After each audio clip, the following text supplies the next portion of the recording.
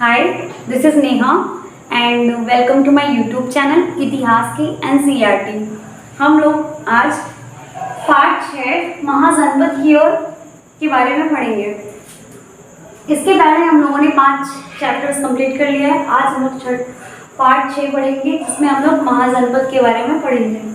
तो महाजनपद कैसे बना, तो इसके लिए सबसे पहले हमें जनपद पढ़ना होगा। तो जनपद का क्या अर्थ होता है? जनपद का अर्थ होता है जिला। जैसे कि हम किसी जिला में रहते हैं तो उसी जिला को ही जनपद कहते हैं। तो कई सारे जिला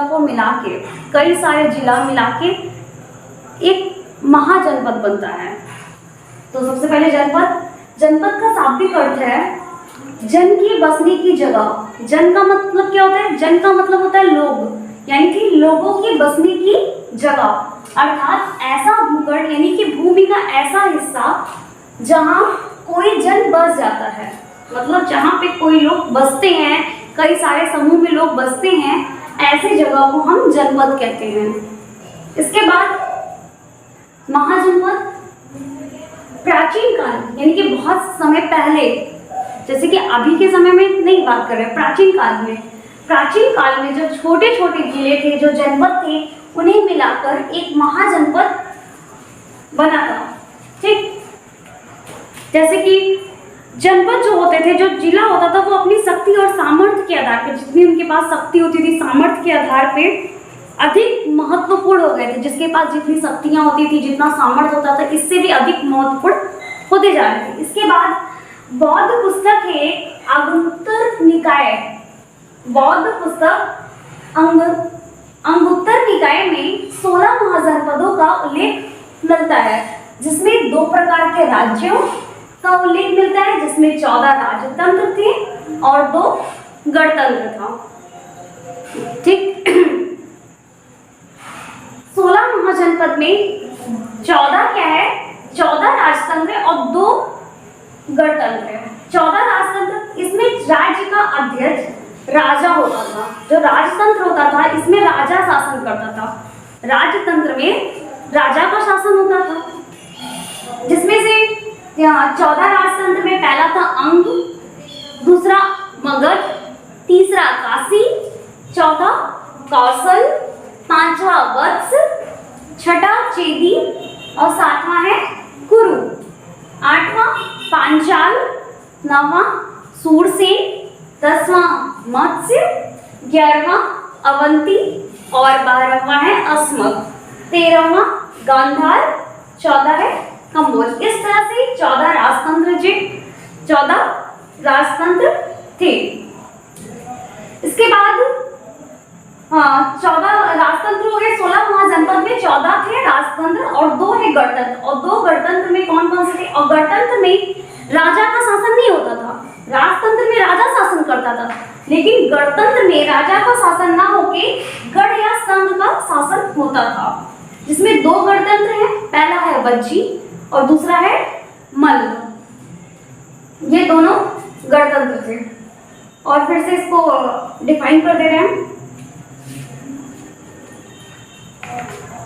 जो जनपद होता था, जनपद का अर्थ होता है जिला, जहां लोगों की बसने की जगह, ऐसे जगह जहां लोग बसते थे, लोगों की बसने की जगह, ऐसा भूखंड, ऐसा भूमि का ऐसा हिस्सा जहां लोग बसे, उन्हें जनपद कहा गया। और कई सारे जनपद को मिलाकर महाजनपद का निर्माण किया गया। बौद्ध पुस्तक अंगुत्तर निकाय में 16 महाजनपदों का उल्लेख मिलता है, जिसमें 2 प्रकार का गणतंत्र है और 14 प्रकार के राजतंत्र। 14 राजतंत्र कौन कौन से हैं? अंग, मगध, काशी, कौशल, वत्स, चेदी, कुरु, पांचाल, सूरसेन, मत्स्य, अवंती, अस्मक, गांधार, कंबोज। और 2 गणतंत्र में पहला है वज्जी और दूसरा है मल्ल।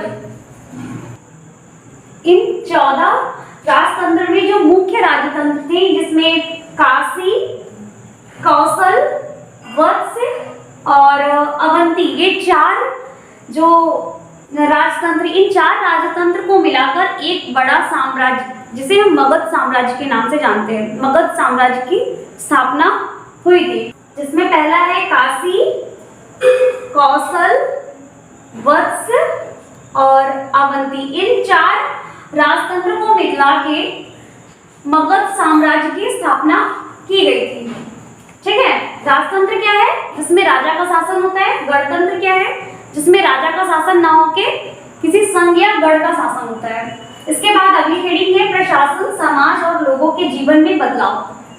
कि जब महाजनपद बन गया तो महाजनपद में क्या था प्रशासन और उनका समाज कैसा था, उनके लोगों के महाजनपद काल में लोगों के जीवन में क्या बदलाव हुआ था उसके बारे में। जो महाजनपद काल था उसमें राजा की जो शक्ति थी वो काफी ज्यादा बढ़ चुकी थी। राजा अब एक साधारण व्यक्ति ना होकर एक विशिष्ट प्रकार का व्यक्ति कहलाने लगा था, क्योंकि राजा के जो पावर्स थे, शक्तियां थी वो बढ़ चुकी थी और राजा का कर्तव्य बढ़ चुका था। राजा के बहुत सारे कर्तव्य थे। उसे अपनी प्रजा की रक्षा करनी थी और किसी युद्ध में नेतृत्व करना, प्रजा की सुरक्षा करना और साथ ही राज्य में शांति व्यवस्था बनाए रखना, लोगों का कल्याण करना, न्याय करना इत्यादि राजा का कर्तव्य था। शासन के कार्यों में मदद के लिए राजा ने अनेक अधिकारी और कर्मचारियों की भी नियुक्ति की थी।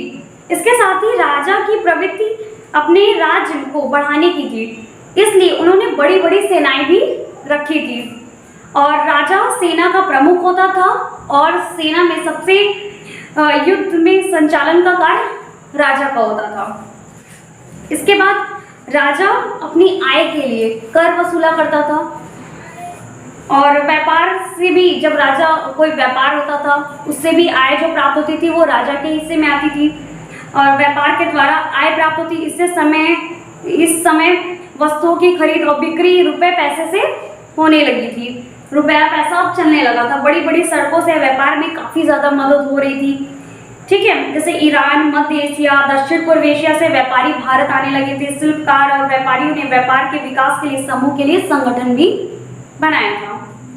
इसके बाद ऐसे धीरे धीरे होने लगा। फिर धीरे धीरे महाजनपद से फिर इसके बाद शहर का निर्माण होने लगा। अब शहर कैसे बना, जो आज के समय में हमें देखने को मिलता है, कैसे बने शहर। इस युग में पहले की अपेक्षा बहुत बड़ा बदलाव देखने को मिलता है, जिसे हम शहर बोल सकते हैं। जिसमें शहर हमें देखने को मिलता है, ये बहुत बड़ा बदलाव था। इन शहरों का विकास प्रायः शिल्प केंद्रों, व्यापारिक केंद्रों, राजधानियों के आसपास में हुआ था और प्रारंभ में कुछ गांव ऐसे थे जिनमें शिल्प कार्य अधिक विकसित अवस्था में था। धीरे धीरे ये कुशल शिल्पी एक स्थान पर एकत्र होने लगे और अपने कार्य को करने लगे और इससे क्या हुआ, वे अपने कार्य को करते थे और अपने जो सामान वगैरह बनाते थे उन्हें कई जगहों पे बेचते थे। धीरे धीरे ये अपने कार्यों में बहुत निपुण हो गए और फिर इसके बाद जो काम जिसके घर में होने लगा उनका पुत्र भी वही काम करने लगा। इससे ये काम जो होने लगा एक तरह से वंशानुगत होने लगा। जैसे कि जो कार्य पिता कर रहा था शिल्प का, तो वही काम पुत्र ने भी सीख लिया। इसी तरह से कुछ कार्य वंशानुगत दिखाई देने लगे। फिर इसके बाद धीरे धीरे वंशानुगत होने लगा और फिर समाज में अधिक जटिलता और कठोरता फैलने लगी। तो इस तरह से आज का ये लेक्चर यहीं पे समाप्त होता है। So thank you for watching my this video. Please like, subscribe and share.